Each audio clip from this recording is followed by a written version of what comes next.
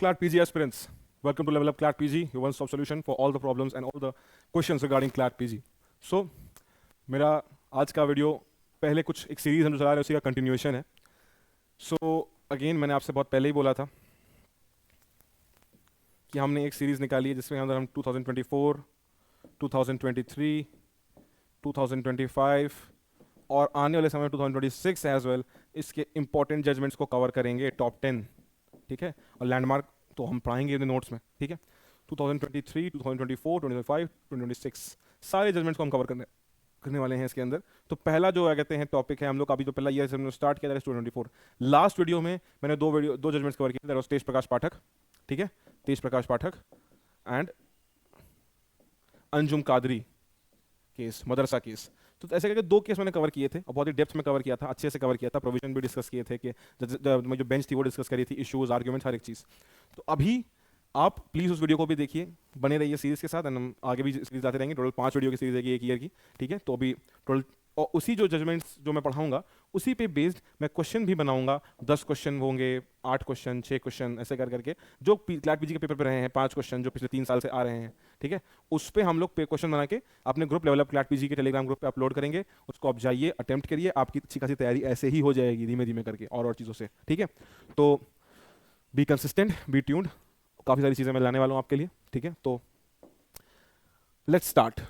तो आज का जो पहला केस है that is Sukanya Santha versus union of India.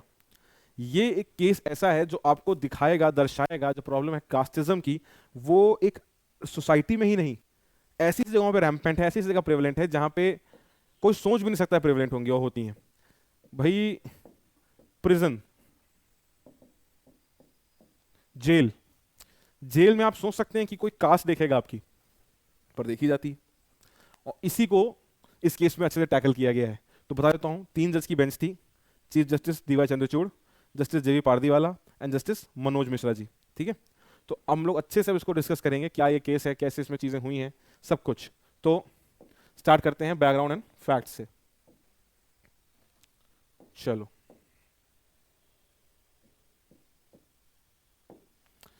Background and fact of the case, ठीक है. भाई इसमें एक पीआईएल फाइल करी गई थी. किसने फाइल की थी? सुकन्या सांथा जी ने. ये कौन थी? ये थी एक जर्नलिस्ट बाय प्रोफेशन.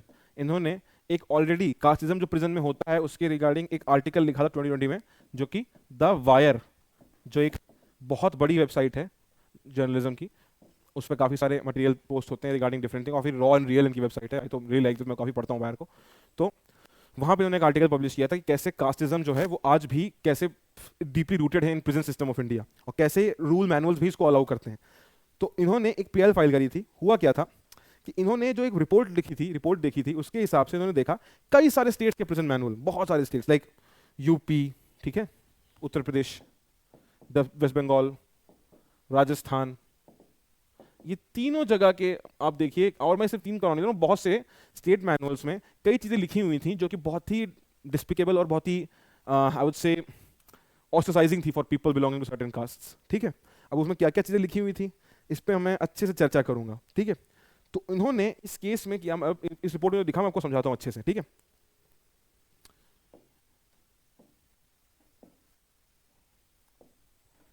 ठीक है, देखो इन्होंने जो चीज़ फाइंड आउट करी वो ये थी कि हमारी जेल्स में और प्रिजन्स में एक सिस्टमेटिक सेग्रीगेशन है. समझे आप? एक सिस्टमेटिक सेग्रीगेशन फैला हुआ है हमारी जेल्स में. सिस्टमेटिक सेग्रीगेशन से मेरा क्या मतलब है कि वहां पे एक सो कॉल्ड बनी बनाई व्यवस्था फैली हुई है. वो व्यवस्था क्या है?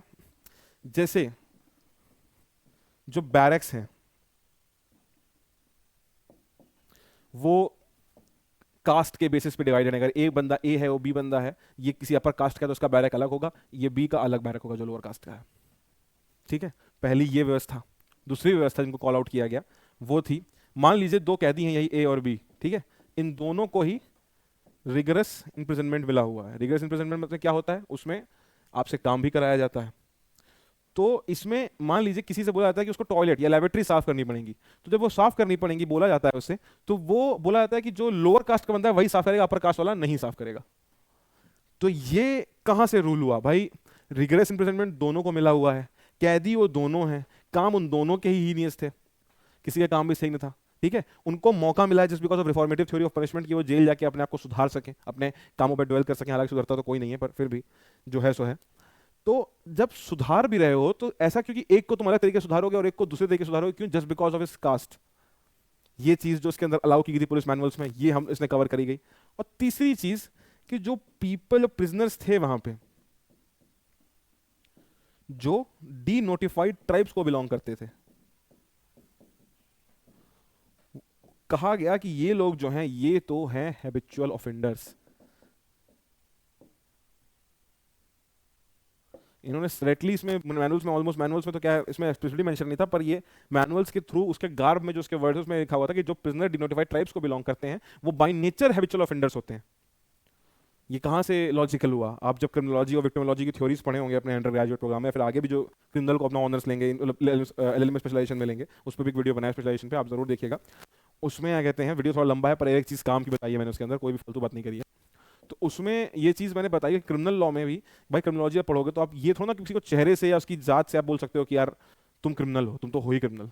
ये तो एक अलग तरीके का मतलब बेसिकली आपने स्टीरियोटाइप बना दिया, स्टिग्मा क्रिएट कर दिया। तो ये चीज़ें जो है पुलिस मैनुअल्स में कुछ एक्सप्लिसिटली मेंशन थी, कुछ गार्ब में मेंशन थी, ठीक है। बट ये चीज़ें उसी के पावर एम्पावरमेंट से हो रही थी हमारे प्रेजेंस में। तो ये चीज़ को सुकन्या शांता जी ने कॉल आउट किया, ठीक है, एक पीआईएल फाइल करी, ठीक है। आगे क्या हुआ, इन्होंने क्या कहते हैं, ये तुमको मैं बताया, देखो कास्ट बेस्ड आइडेंटिटी पे, और ये जो भी हुआ, ये भी जो भी चीज़ें हैं, इसने अच्छे से पुलिस मैनुअल में लिखा हुआ था उसके बाद। और यहाँ पे कास्ट बेस्ड बैरक पे क्यों रखा था? ताकि कॉन्फ्लिक्ट ना हो, ये उनका लॉजिक था। जो प्रिजन के मतलब मैनेजमेंट है कि यार हम लोग सेम उसमें रखेंगे बैरक में तो लड़ाई हो जाएगी इन लोगों में, ठीक है। तो अब आ जाते हैं इश्यूज क्या थे इस पूरे केस में। भाई पहला इशू कि जो प्रोविजन है प्रिजन मैनुअल्स के, whether the provision of prison manuals, ठीक है, स्टेट प्रिजन मैनुअल्स, क्या वो सैंक्शन करते थे कास्ट बेस्ड लेबर डिवीजन और बैरक सेग्रीगेशन, या फिर ये ऐसे ही हो रहा था, या फिर उनमें सैंक्शन था, उनका इंटरप्रिटेशन रिक्वायर किया गया था इसमें, ठीक है। उसके अलावा जो कुछ कम्युनिटीज वो जो कि डिनोटिफाइड ट्राइब्स की तरह जो थी, जो हैबिचुअल ऑफेंडर्स ट्रीट की थी, क्या वो उनको ट्रीट करना वैसे कॉन्स्टिट्यूशनल था? ये कॉन्स्टिट्यूशन में कोई आर्टिकल है उसका वॉयलेशन तो नहीं हो रहा? उसके अलावा जो जहाँ पे प्रॉपर प्रैक्टिसेस फॉलो हो रही हैं, क्या उससे फंडामेंटल राइट जो है प्रिजनर्स के, right to equality, right to dignity, वो जो कि एक आर्टिकल 21 राइट टू लाइफ का एक फैसेट, राइट टू डिग्निटी, वो वॉयलेट तो नहीं हो रहा? क्योंकि यार आर्टिकल 21 लाइफ में जो है भाई तुम क्या है उसमें केसेस पढ़ लो, right to life doesn't means mere animal existence, it is a life with dignity, समझे? तो डिग्निटी जो है उसको वॉयलेट तो नहीं कर रहा। अब ये इसके इश्यूज थे। अब आते हैं आर्ग्यूमेंट्स क्या रखे गए दोनों साइड से।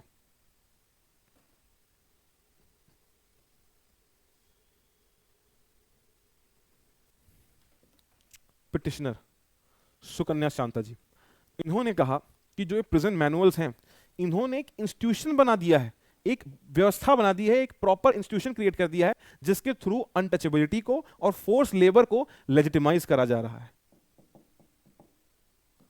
अनटचेबिलिटी कैसे?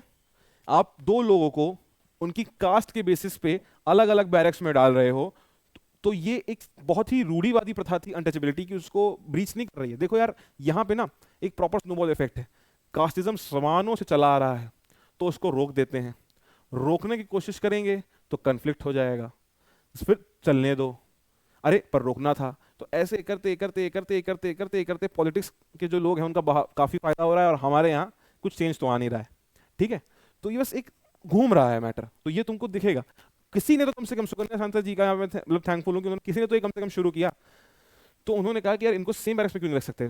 तो अगर सेम बैरक्स में नहीं रखोगे तो अनटचेबिलिटी की भावना तो क्रिएट होगा, फोर्स लेबर। भाई जस्ट बिकॉज कोई बंदा अपनी एक पर्टिकुलर कास्ट को बिलोंग करता है, ये लोअर कास्ट को बिलोंग करता है, ठीक है, ये दलित है बाई कास्ट, तो तुम उससे ऐसे नहीं कह सकते ना भाई कि तुम जाओ और तुम लैबोरेटरी सॉल्व करो और तुम यार तुम दूसरी अपर कास्ट को बिलोंग करते हो, तुम बाकी काम करो।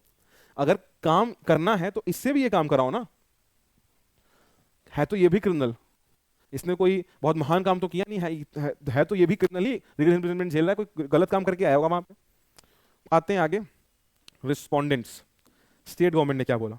तो स्टेट गवर्नमेंट ने बोला कि ये जो हम लोग सेग्रीगेशन कर रहे हैं ये बहुत जरूरी है ताकि एक ऑर्डर मेंटेन रहे, अगर साथ में रखेंगे तो झगड़ा होगा। फिर वही चीज देखो जो मैंने यहाँ कही थी, अरे यार ये खत्म करना है, चलो ये खत्म करने की कोशिश करते हैं, अरे यार खत्म करेंगे कम्युनल टेंशन हो जाएगी, चलो मैं एक चलो बहुत कंट्रोवर्शियल सी बात है, पर चलो मैं बहुत प्यार से कहने की कोशिश करता हूँ। रिजर्वेशन क्यों शुरू हुआ था? क्योंकि यार बहुत सताया गया सर्टेन कास्ट के लोगों को, तो उनको रिजर्वेशन मिला। सही है, बिल्कुल बनता है, जस्टिफाइड रिजर्वेशन देना। पर आज अगर सब चीज़ें सही कर दी जाए, पॉलिटिकल एजेंडास को साथ में हटा दिया जाए और बोला जाए कि एक काम करते हैं हम लोग, धीमे धीमे ही सही, एकदम से नहीं, रिजर्वेशन कम करने की कोशिश करते हैं, सब लोगों को इक्वल स्टेटस दिया जाए और कोई रिजर्वेशन नहीं रहेगा, कोई घटिया हरकत नहीं होगी, लोगों की मेंटालिटी में भी चेंज किया जाए, और इसके लिए एक एफर्ट किया जाएगा, तुरंत ही हंगामा खड़ा हो जाएगा। पॉलिटिक्स ऐसे यूज हो रही है भाई, तो इसीलिए कहते हैं कि ये चीज चेंज लाओगे तो बवाल हो जाएगा, इसीलिए चेंज लाओ ही मत। ये बेसिकली स्टेट गवर्नमेंट का कहना था। यहां पे प्रोविजंस पे आ जाते हैं, सबसे इंपॉर्टेंट पार्ट। प्रोविजंस कौन से इन्वॉल्व थे? Article 14 right to equality, article 15 आपका there will be no discrimination on the basis of religion, race, caste, sex, place of birth. तो कास्ट एक एक्सप्लिसिट मेंशन ग्राउंड है, ठीक है, तो आप कास्ट के बेस पर डिस्क्रिमिनेशन नहीं कर सकते कि आप एक से कह रहे हो कि आप लेबोरेटरी साफ करोगे, एक से कह रहे हो आप नहीं करोगे, आपकी कास्ट अलग है। अनटचेबिलिटी अबॉलिशन होना चाहिए उसका, जिसके लिए एक्ट भी पास होता है, protection of civil liberties act 1955, I am not wrong, ठीक है। अनटचेबिलिटी का abolition, article 21 right to life, right to live with dignity, जिसमें इंक्लूडेड आर्टिकल 23 फोर्स लेबर और बेगर। बेगार मतलब एक इंसान से जबरदस्ती वो काम कराना जो संबंध नहीं है, ठीक है, वो कहते हैं प्रोहिबिट किया गया आर्टिकल 23 में कि वो एक्सप्लॉयटेशन ना हो किसी का। तो ये इसके अंदर सारे के सारे इन्वॉल्व थे। अब क्या डिसीजन आया, judgment, a very good judgment by Supreme Court. Supreme Court ने बोला जो प्रोविजंस मैनुअल्स में इस तरीके के सेग्रीगेशन को अलाउ करते हैं, उनको जितनी जल्दी हो सके उतनी जल्दी हटा दिया जाए, कि वो अनकॉन्स्टिट्यूशनल हैं, वो वायलेट करते हैं जो राइट्स ऊपर दिए गए थे उनको, ठीक है। और सुप्रीम कोर्ट ने बोला कि रिवीजन होना चाहिए मैनुअल्स का, ताकि उसको आज के समय के हिसाब से सही बनाया जा सके, क्योंकि अब हम लोग सन 1800 में नहीं है, अब हम लोग 2026 में जी रहे हैं, 2024 में जी रहे हैं। इस केस के हिसाब से समय बीत चुका है। अब ऐसी अनाथमा जैसी प्रैक्टिसेस को सोसाइटी में रैम्पेंटली नहीं प्रैक्टिस करने देना चाहिए। उसके अलावा जो प्रिजनर का कास्ट बेस्ड रिकॉर्ड है उसको डिलीट कर देना चाहिए, ताकि किसी को कास्ट के आइडेंटिफाई ना किया जाए। फाइनली हैबिचुअल ऑफेंडर्स की अच्छी डेफिनेशन दी गई और बोला गया जस्ट बिकॉज कोई इंसान डिनोटिफाइड ट्राइब को बिलोंग करता है उसको हैबिचुअल ऑफेंडर नहीं मान सकते आप। और कोर्ट ने सुओ मोटो कॉग्निजेंस लिया कि जब तक ये सारी चीजें अच्छे से इफेक्टिवली इंप्लीमेंट नहीं हो जाती, कोर्ट खुद इसके अंदर एक कमिटी बना के जांच करेगी कि इंप्लीमेंट हो रही है कि नहीं। तो this was a very good and very landmark judgment by Supreme Court in 2024। So here we have covered it. अब आगे एक और जजमेंट है, उस पर ध्यान देते हैं। ये क्रिमिनल लॉ के वीडियो में मैंने बात करी थी इसके बारे में। अरविंद केजरीवाल से CBI. Now it's time for my water break as well.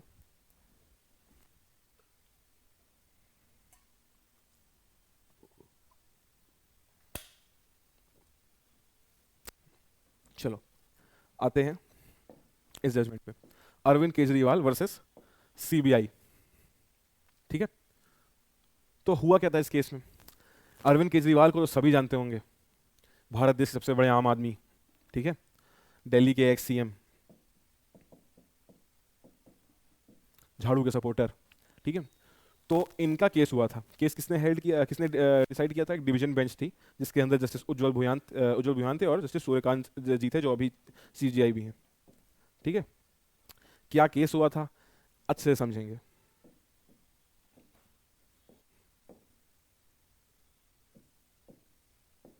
Background and facts. देखो, दिल्ली ने अपनी एक्साइज पॉलिसी निकाली 2021 में, ठीक है।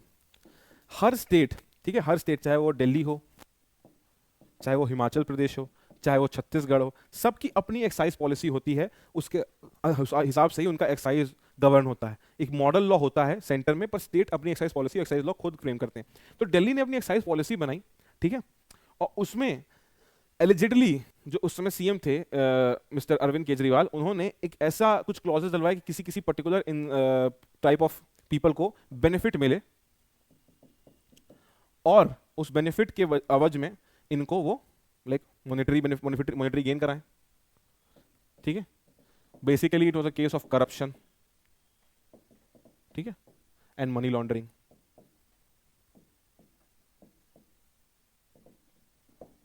ठीक है, तो ये इस पूरे केस का मतलब प्रॉपर आपको लब्धुलुबा मिल गया कि ये हुआ क्या था इस केस में।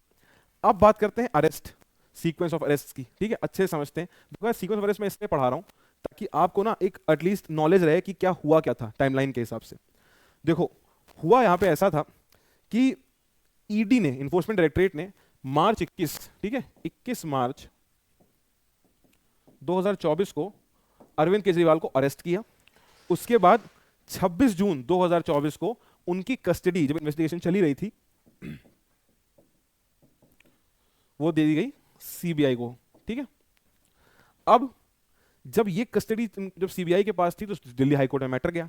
दिल्ली हाईकोर्ट में मैटर गया कि यार ये अरेस्ट जो है ये इनवैलिड है, ठीक है। ये सबसे बड़ा जो इस केस का सबसे बड़ा इंपॉर्टेंट है पॉइंट है वो है अरेस्ट वैलिड है कि नहीं। इसको याद रखना, अरेस्ट वैलिडिटी सबसे इंपॉर्टेंट है। तो हाईकोर्ट की रूलिंग क्या आई? हाईकोर्ट ने बोला कि अरेस्ट बिल्कुल वैलिड है, सारे प्रोविजंस को अच्छे से फॉलो किया गया है जो सीआरपीसी में थे मेंशन, 40 और 41 और 41A। नोटिस अगर नहीं भी दी है तो ऐसा कोई दिक्कत नहीं है, हर एक चीज अच्छे से फॉलो की गई, अरेस्ट वैलिड है और कंटिन्यू कर सकती है वो इन्वेस्टिगेशन इंक्वायरी, सारी क्या कहते हैं क्राइम ब्रांच ऑफ इंडिया। अब ये डिसीजन सुप्रीम कोर्ट में चैलेंज हो गया, ठीक है। अब आगे क्या इवेंट्स अनफोल्ड हुए वो हम लोग धीमे धीमे समझते हैं। पहले तो इश्यूज पे आ जाते हैं कि सुप्रीम कोर्ट के सामने इश्यूज क्या है। जब कोई भी केस पे कल को आप मूड भी करे होगा आपने अपने सब में किसी ने भी, तो आपको पता होगा इश्यूज अच्छे से फ्रेम करना ही होते हैं। पहले सबसे पहले आपका इशू ही फ्रेम होता है, उसके बाद बाकी चीज़ें होती हैं, आर्गुमेंट वगैरह। तो भाई क्या सीबीआई ने जो अरविंद केजरीवाल जी का अरेस्ट किया वो वैलिड था एज पर section 41 and 41A of CrPC which is now section 35 of Bharatiya Nagarik सुरक्षा संहिता। जो मैंने क्रिमिनल में बोला था मैं यहाँ फिर से बोलूंगा, आपको कैसे पढ़ना है क्रिमिनल लॉ को, मैंने एक वीडियो बनाई है, अच्छे से देखिए उसको। और मैं यही चीज़ यहाँ पे जस्टिफाई कर रहा हूँ। देखो आपने कुछ सेक्शन ऐसे ही पढ़ लिए जब आपने केस पढ़ा, तो ऐसे ही पढ़ाई करनी है क्रिमिनल लॉ की। कंसेप्ट समझो, कंसेप्ट क्लियर होना चाहिए, बाकी सेक्शन बहुत रटने में मत घुसो, ठीक है। बाकी जो इंपॉर्टेंट है वो केस में आते रहेंगे, समझते रहना। उसके अलावा इन दोनों सेक्शन में बेसिकली यही बताया जाता है कि अरेस्ट कैसे होती है। जैसे जो अरेस्टिंग ऑफिसर है वो एक नोटिस देता है, ठीक है, एक क्लियर बैच पहनता है उसके नाम का, ठीक है। उसके अलावा इन्फॉर्मेशन देता है किसी फैमिली मेंबर को या respected member of the locality को, ठीक है। तो ये सब टाइप के जो प्रोसीजर है उसमें दिए हुए हैं, ठीक है। उसके अलावा एक जो दूसरा इशू था कि सीबीआई को क्या सही में कोई नीड नेसेसिटी थी इनको अरेस्ट करने की, इवन आफ्टर जो 22 महीने बीत चुके थे इन्वेस्टिगेशन के, उनको अरेस्ट करने की क्या जरूरत थी कस्टडी में लेने की, जब वो ऑलरेडी कस्टडी में थे इन्फोर्समेंट डायरेक्टरेट की, ठीक है।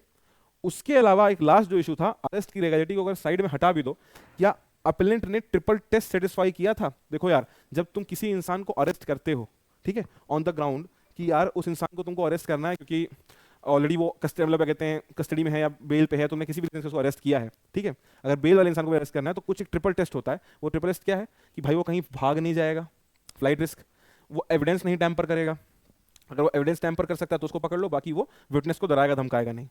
अगर ये करने के चांस है तो आप अरेस्ट कर लेते हो उस इंसान को, ठीक है, भले अभी सिर्फ केस फाइल हुआ हो। अगर या फिर मतलब अरेस्ट करने से पहले आपको ट्रिपल टेस्ट अपने दिमाग में सोचना पड़ता है कि ट्रिपल टेस्ट मतलब प्रॉपर सेटिस्फाई हो रहा है तो आप अरेस्ट कर लो। कॉग्निजेबल केस अलग ही होते हैं तो अरेस्ट कर ही सकते हो आप, ठीक है। तो ये सब टाइप की चीज़ें जो हैं ये पूछी गई थी, क्या ये सब रिक्वायरमेंट जो है पूरी हुई कि नहीं हुई। आते हैं आगे, आर्ग्यूमेंट्स। आर्ग्यूमेंट्स बहुत ही इंपॉर्टेंट पॉइंट है इसका। अब जो केजरीवाल जी थे पिटिशनर, उनके आर्ग्यूमेंट सुनिए। पहले तो उन्होंने कहा जो ये अरेस्ट हुई है ये एक इंश्योरेंस अरेस्ट है, मतलब ये एक फर्जी अरेस्ट है। ये अरेस्ट इन्होंने इनके खिलाफ इनके ऑपोजिशन ने करवाई है, ठीक है, और इस अरेस्ट का कोई लीगल ग्राउंड नहीं है। ये अरेस्ट करवाई गई है बस, और बाकी का कोई लीगल ग्राउंड नहीं है। इसमें कॉन्स्पिरेसी कराई गई है उनके खिलाफ 120 BIPC, ठीक है। आर्टिकल 41A वॉयलेट हुआ है क्योंकि उनको कोई नोटिस नहीं दिया गया अरेस्ट करने से पहले। और आप ये एंगल आ जाता है कॉन्स्टिट्यूशनल लॉ का, आर्टिकल 20 क्लॉज 3 या राइट टू सेल्फ इंक्रिमिनेशन। तुम किसी इंसान से जबरदस्ती नहीं कर सकते कि वो इंसान जो है अपने खिलाफ खुद की गवाही दे, अपने खिलाफ कोई एविडेंस दे। तो इन्होंने कहा कि जब मैं कहते हैं उस प्रॉपर उसमें क्या कह सकते हैं उसको, इंक्वायरी इन्वेस्टिगेशन में था, तो सीबीआई वगैरह बोले, सीबीआई ने बोला ऑफिसर्स ने कि इन्होंने बहुत ही इवेजिव रिप्लाईज दिए हैं अपने। इवेजिव मतलब बात को ढंग से बताया नहीं है, बिल्कुल अच्छे से समझाया नहीं है बात को। तो जो इवेजिव रिप्लाईज हैं उस वजह से हम इनको और क्या कहते हैं बेल नहीं दे सकते या फिर हम लोग इनको छोड़ नहीं सकते। पर उन्होंने बोला मेरे पास राइट टू साइलेंस है, मैं चाहूं मैं चुप रहूं, मैं नहीं बोलूंगा, कोई वैसे थोड़ा बुलवा लेगा मुझसे। राइट टू सेल्फ इंफॉर्मेशन है मेरे पास, मैं नहीं बताऊंगा अपने बारे में कुछ। और इसको कितने सारे केस, चाहे सेल्वी से स्टेट ऑफ कर्नाटका हो, अरनेश कुमार केस हो, MP शर्मा से सतीश चंद्रा हो, कथी कलू केस हो, सब में इसको क्या कहते हैं वो किया गया है अच्छे से सब्सटेंशिएट। अब रिस्पोंडेंट ने क्या बोला कि यहाँ पे कोई कॉन्स्पिरेसी नहीं है इनके खिलाफ, सारे मटेरियल थे इसलिए इनको अरेस्ट किया गया, सारी रिक्वायरमेंट ट्रिपल एस पूरे हुए हैं। उसके अलावा हर एक चीज से कंप्लाई किया गया है अनटिल अनलेस वो बहुत मैंडेटरी ना हो। इनको हर एक चीज इनको बताई गई थी, हर एक चीज इनको समझाई गई थी, फिर उनके ग्राउंड बताए गए थे अरेस्ट के, तब इनको अरेस्ट किया गया था। तो रिस्पोंडेंट थे, उन्होंने अरेस्ट की लीगलिटी को सब्सटैंशिएट करना चाहा, और जो पिटिशनर थे हमारे जो केजरीवाल जी, उन्होंने कहा कि ये अरेस्ट बिल्कुल फेक और बिल्कुल बोगस है। अब आ जाते हैं हम लोग प्रोविजंस इन्वॉल्व पे। देखो प्रोविजन इन्वॉल्व पे आते हैं, सबसे इंपॉर्टेंट पहला प्रोविजन जो मैंने आपको देखो यहाँ पे लिखा भी हुआ है मैंने, 41A 41A 35 जो अरेस्ट का प्रोसीजर है।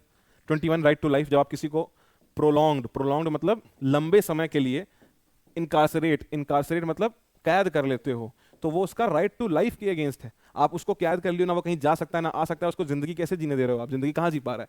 आर्टिकल 20 क्लॉज 3 सेल्फ इंक्रिमिनेशन, किसी को खुद के अगेंस्ट एविडेंस देने के लिए आप इनके जबरदस्ती कंपेल नहीं कर सकते। Section 120 and 477A like it's falsification of public record and it's criminal conspiracy and prevention of corruption act का section number 7 and 17A। 17A is inquiry against the central government officials on the ground of corruption, and section 7 is taking benefit और bribery, ठीक है, corruption करना, ठीक है।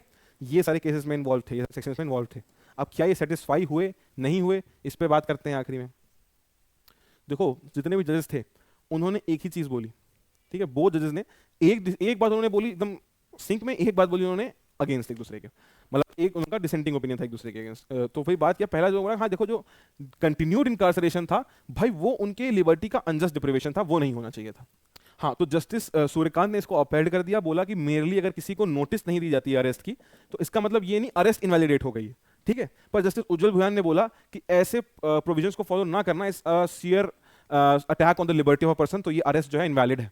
But finally उन्होंने एक चीज बोली, उन्होंने कुछ कंडीशंस लगाई कि एक बेल बॉन्ड दिया 10 लाख रुपए का, उसके अलावा 10 लाख रुपए के बेल बॉन्ड के अलावा उन्होंने बोला केजरीवाल जी कोई ऑफिशियल फाइल्स को एक्सेस नहीं कर सकते, सीएम ऑफिस एक्सेस नहीं कर सकते, और कोई भी इस केस की मेरिट्स के बारे में बात नहीं बोल सकते इन पब्लिक डोमेन, और इस ग्राउंड्स पे उनको बेल दे दी। तो उन्होंने बेसिकली यहाँ पे ये चीज अपहेल्ड करी और वापस से सब्सटेंशिएट की, जो ऑलरेडी एक रूल है कि bail is the rule, jail is the exception, ठीक है। अरेस्ट पे उन दोनों का डिवाइडेड ओपिनियन रहा, इनकार्सरेशन पे उनका प्रॉपर एक ओपिनियन रहा, दोनों का मिला हुआ कि हाँ कंटिन्यूड इनकार्सरेशन एक लिबर्टी का डिप्रिवेशन है, तो उन्होंने बेल ग्रांट कर दी, पर 4 कंडीशंस लगा दी। हाँ, पर अरेस्ट पे उनका डिवाइडेड ओपिनियन रहा, और प्रिवेंशन ऑफ करप्शन एक्ट पे अभी उनके कोई डिसीजन नहीं आया, जब तक इन्वेस्टिगेशन पूरी होगी फिर डिसीजन आएगा। तो this was the case of Arvind Kejriwal versus Enforcement directorate.